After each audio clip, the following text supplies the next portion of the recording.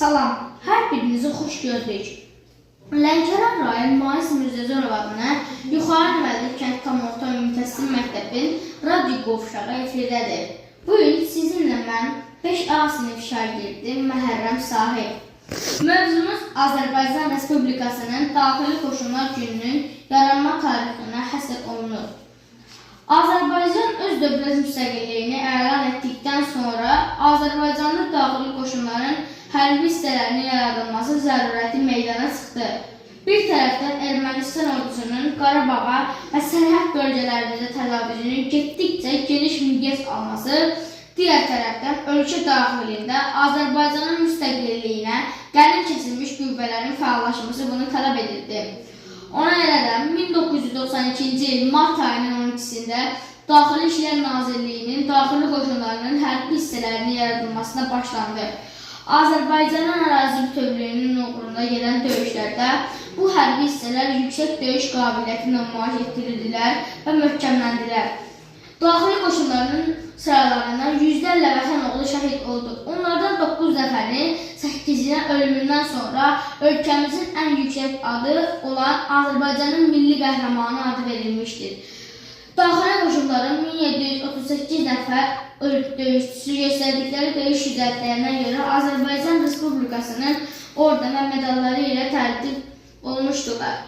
Sonraki dövrlərdə Azərbaycanın müstəqilliyinə qarşı yönəlmiş qəsdlərin qarşısının alınmasında daxili qoşunların böyük rolu olmuşdur.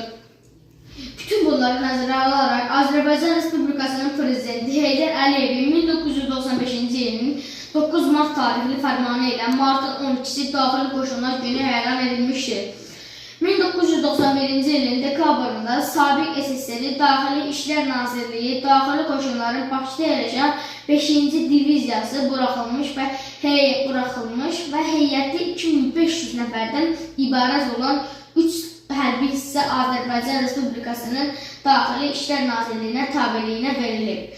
Həmin vaxtdan Azərbaycan daxili qoşunları Biləcər qəsəbəsində yerləşən hərbi hissəsinin əsasında yaradılmağa başlanılıb. Daxili qoşunların Azərbaycan Daxili İşlər Nazirliyinin müstəqil struktur kimi yaranması və formalaşması ölkəmizin çox çətin bir dövrünə təsadüf edib. 1992-ci il martın 12-sində daxili qoşunların Biləcəri, Sumqayıt, Gəncə hərbi hissələri erməni işğalçılarına qarşı döyüşlərə başlayıb. Azərbaycanın ərazi bütövlüyü uğrunda Ağdam rayonunun Parparavənd, Qalacılar, Manikli, Başgüneypər, Canyada, Gülyataq kəndlərində vuruşublar. Döyüşlərdən Çavuş Hətamxan Babayev, Leytenant Rafiq İsmailov, Baş Leytenant Ruber Səfər Əliyev daxili qoşunların ilk şəhidləri olublar.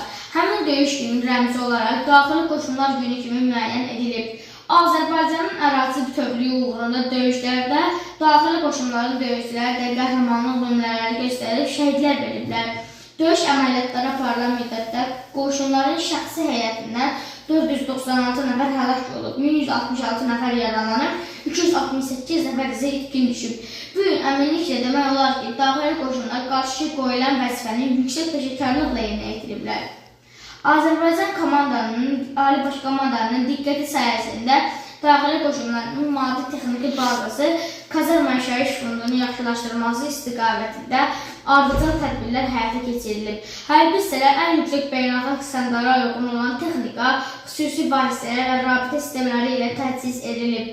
Bu il daxili qoşunlara göstərilən dövlət qayğısı özünə istər peşəkar kadr hazırlığının və döyüş qabiliyyətinin yüksəlməsində, istər texniki bazanın möhkəmləndirilməsində və istərsə də yeni hərbi hissələrin açılışında da daha qabalı şəkildə göstərir. Biz də öz dövrəmizdə bu il münasibətlə hər bir daxili qoşunun əskər və zabitini təbrik edir, onlara peşələrindən müvəqqətlər arzulayırıq.